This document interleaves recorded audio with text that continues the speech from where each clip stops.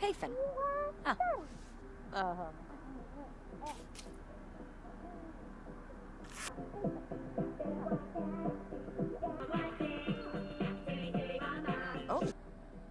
А. Едамся?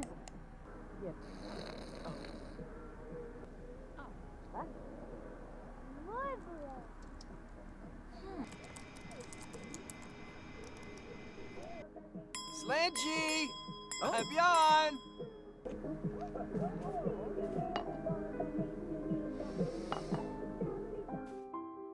Всем привет! Добро пожаловать обратно в постройки Sims 4. Ну что ж, я все-таки вышла с каникул, но на самом деле у меня были не особо каникулы, потому что я закрывала семестр по учебе, я немножко поболела, я немножко попраздновала, я немножко пострадала, погрустила по поводу того, что праздники закончились, потому что их все так сильно ждут, а потом они так быстро проходят, и это всегда такая печаль, если честно. Ну все, я вышла, я постараюсь все-таки так сильно не пропадать, хотя я каждый раз обещаю и себе, и вам не пропадать, и потом у меня что-то случается, и я пропадаю, потому что на самом деле следующая постройка, которую я вам готовлю, она настолько большая, грандиозная, что я боюсь, как обычно, короче, я сама себе пообещаю, что я выпущу ее вовремя, но так не получится. Но пока у нас вот эта постройка, и эта постройка для очень большой, небогатой и очень дружной семьи. Вот. У нас есть бабушка, дедушка, у нас есть брат и сестра, и есть семья брата. У него есть жена и двое... Нет, не двое, у них 3 детей. У нас все 8 персонажей, у нас целых 5 спален. Я первый раз на самом деле делаю так много. Ну как, в такой маленькой квартирке, как мне кажется, целых 5 спален. И будем разбираться поочередно. Так вот, бабушка с дедушкой у нас в такой большой достаточно спальне, и у них такая, знаете, классическая. А я забыла сказать, что у нас же ограниченный бюджет, потому что я все время так строю, что у меня, ну, неограниченный бюджет, то есть строю себе и строю. Неважно, какая семья, бла-бла-бла. А здесь же я взяла, создала семью, и вот сколько мне дали денег, столько как бы я и использую. А дали мне 35, по-моему, тысяч. В итоге вот мы арендовали вот эту квартиру, и у меня, короче, получилось ровно 33 тысячи на то, чтобы обустроить вот эту самую квартиру. Конечно же, если бы я, например, там взяла участок и решила построить дом, то все было бы гораздо-гораздо печальнее, потому что сам участок дороже, и построить дом тоже гораздо дороже, потому что каждая стенка это 77 миллионов, это вообще какая-то неподъемная сумма, когда у тебя очень ограниченный бюджет. Но у нас вот такая вот семейка. Я, как обычно, кстати, начала обустраивать из самого необходимого. Я поставила всем кровати. Потом я стала, точнее, нет, я начала с ванной, потом поставила каждому кровать, потом я начала обустраивать нашу кухню, то есть вот прям самое необходимое. И затем я тоже начала как бы обустраивать каждую комнату без декора максимально, то есть какие-то самые необходимые вещи, а потом только декор уже, когда у меня остались деньги. Так вот, возвращаясь к нашей истории. Я уже давным-давно не разговаривала в микрофон, не комментировала симсы, и немножко атрофировался этот навык, как мне кажется. Я начала с наших бабушки и дедушки. У них достаточно такая простая классическая комната. То есть я постаралась сделать ее такой максимально спокойной. То есть несмотря на то, что у меня ограниченный бюджет, я как бы старалась сделать так, чтобы комнаты были разными. То есть чтобы все-таки какая-то минимальная индивидуальность была, насколько это возможно. Позволить себе сделать я это делала. В итоге вот бабушка с дедушкой, она же вот такой комфортной, спокойной спальни. Общая комната у меня сделана сделана в такой эклектичной форме. Ну, то есть я туда пихала то, что было по деньгам, мне более-менее, и то, что более-менее подходило друг к другу. То есть какой-то супер задумки у меня там не было, то есть я брала только самое дешевое, то, что у нас было. И, кстати, спасибо набору «Сельская жизнь», потому что он дал нам очень дешевую, хорошую, кстати, плиту. То есть это не та плита, которая будет у вас постоянно ломаться, она действительно хорошая. Она дала нам хороший холодильник и хорошие вот эти вот поверхности для готовки. Ну, вот эти тумбы. Вот. Они прям самые дешевые, но они хорошие таких, ну, как бы и холодильник, и вот, и плита хорошая, и мне это не может не радовать, потому что у меня там в другом челлендже мы скоро будем все перестраивать, и я думаю, мне пригодится очень сильно этот набор. Кто меня смотрит, тот знает, о каком челлендже я говорю. Так вот, оставим в покое нашу бабушку с дедушкой, потому что, в принципе, их комната такая ничем не отличается. Она более-менее классическая, спокойная. Дальше у нас идет комната подростка. У нас девочка-подросток, которая решила все-таки отделиться от родителей, от своих младших брата и сестры. Она захотела отдельную комнату, но, как вы понимаете, в этой квартире нету отдельных комнат, все заняты, потому что очень много людей. Ей выделили типа кладовку, которая без окна, как вы понимаете. И для того, чтобы все-таки хоть немного компенсировать то, что там нет окна, там повешена картина, и я украсила, сейчас я до этого дойду, украсила этой штукой, которая к нам пришла с этими, как я четко изъясняюсь, я хотела просто шторы повесить, ну типа вот прям имитировать окно, но я повесила из комнатных растений вот эту штуку, она потрясающая. Я почему-то про нее все время забываю, но она очень крутая, она такой эффект вообще дает. Ну вот, комната совершенно меняется. Не забывайте про нее, она очень классная. Так вот, я сымитировала окно, и я сделала более-менее такую подростковую комнату, то есть немного бунтарскую такую, что-то как-то вот в ней что-то такое есть, как мне кажется. Симпатичное такое, то есть у нее там обои в призраках. У нее какие-то там книжные полки, потом я немножко и добавлю декора, набросаю каких-то фенов, расчесочек, пилочек, ну, короче, какие-то такие обычная подростковая комната, немножечко захламленная, симпатичная, достаточно яркая. И давайте переходить к следующей комнате. Следующая комната у нас комната ее родителей. Это, получается, сын основных родителей, то есть бабушки с дедушкой. Это их сын со своей семьей, то есть его жена, и вот это их дети.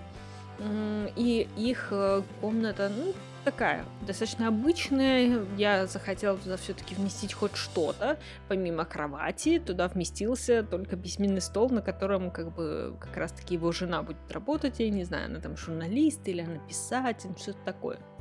Вот. И еще в маленькой-маленькой комнатке у нас поселились брат с сестрой, самые маленькие дети в этом всем балагане. И, кстати, вот их комната, то есть маленьких детей, подростковая, это мои любимые. Я не знаю, я прям влюбилась в эти комнаты, они почему-то потрясающие, уникальные какие-то получились.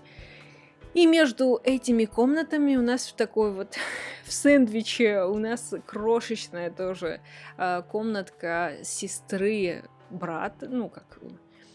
Она, получается, просто дочка наших бабушки с дедушкой, и она сестра нашего мужчины, у которого семья. Я не знаю, как это объяснить, но я надеюсь, вы поняли. То есть это она, получается, рядом со своими племянниками живет. Ну вот как-то так, типа, можно объяснить. Но я надеюсь, вы меня поняли.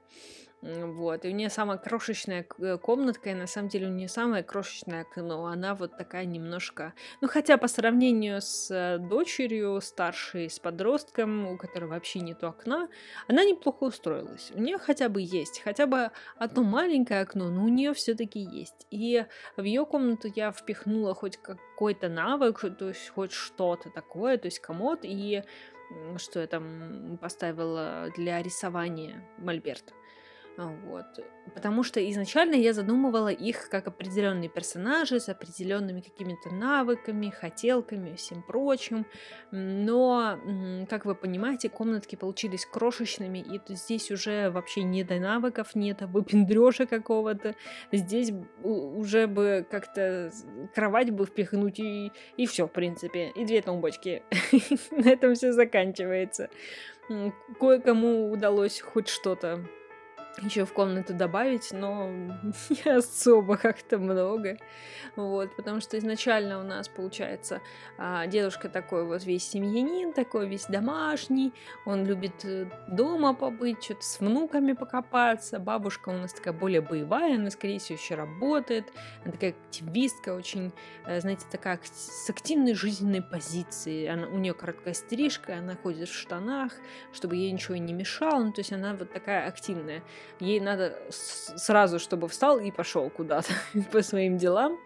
Дальше у нас как раз-таки сын пошел в отца, он такой немножко весь, ну, ему ничего не хочется делать, ему хочется полежать, что-то почитать, посмотреть, телек бы, как-то вот что-то такое. А жена как раз-таки вот по подобию его матери более активная, более такая вот с активной тоже жизненной позицией, она тоже с короткой стрижкой, она тоже вот такая легкая на подъем, то есть, скорее всего, наверное, она журналист, то есть она любит как докапываться до всех, что-то узнавать, что-то там вот, что-то такое делать. А дальше старшая дочка, получается, подросток.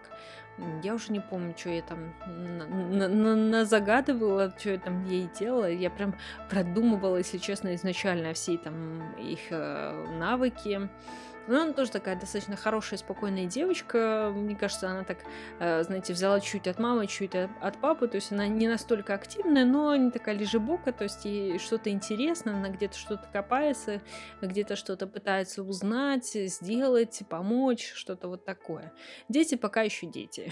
Пока у них нету такого жизненного плана, и это, в принципе, хорошо. У них еще достаточно много времени для того, чтобы определиться со всем этим. Вот, так что вот такая вот квартирка получилась. И я на самом деле отчасти откладывала все это дело, все никак не могла засесть за стройку, потому что я все время думала о том, что мне нужно построить дом, мне нужно построить дом, у меня давно не было дома, при том, что я уже и вам говорила, и себе рассказывала о том, что я не люблю строить дома, хотя у меня будет следующая постройка, скорее всего, дома, но не люблю я все равно их сильно строить, насильно точно я не могу их строить, из-за этого я, конечно, откладывала, поэтому, простите, опять квартира, но нравится мне обставлять квартиры, это мое, мне это нравится, и я не вижу здесь ничего криминального. Вот, кстати, читала новости по поводу новых дополнений. Насколько я знаю, прям таких больших у нас уже не ожидается. То есть я так поняла, что они будут дальше перекидываться все-таки на 5-й Sims, а там кто его знает. Ну, то есть что-то такого большого пока непонятно. То есть каких-то таких слухов даже нету. Раньше были какие-то слухи, какие-то догадки были. Ну, то есть все так обсуждали, а что же, а как же. То есть были какие-то крючочки, знаете, такие. Они закидывали какие-то фоточки, какие-то слитые картинки. Мне кажется, все эти слитые картинки, это все специально было, чтобы разогреть интерес, чтобы народ как-то догадывался о чем-то, делал предположения, в общем, как-то подогревал все это дело. А сейчас как-то вообще ничего нету. Они только выпустили в Инстаграме что-то по поводу праздников. Некоторые там предполагают, что, возможно, к там, ну, вот этим февральским праздникам, 14 февраля, возможно, что-то выпустят, связанное с праздниками. Но не знаю, как-то непонятно все это дело. Возможно, они что-то будут обновлять, потому что у нас же есть праздничный набор. Может быть, они его просто обновят, вот как они говорили, что они будут немного освежать старые варианты того, что у нас уже есть, так как было с Днем СПА. Не будут добавлять ничего нового. Но это, в принципе, тоже хорошо, потому что с Днем СПА у нас пришло много чего интересного. Поэтому, если они так будут обновлять, то, ну, неплохо.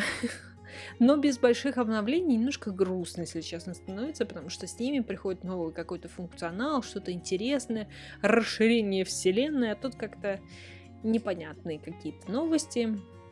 И на этом все. Приятного просмотра. До следующих построек.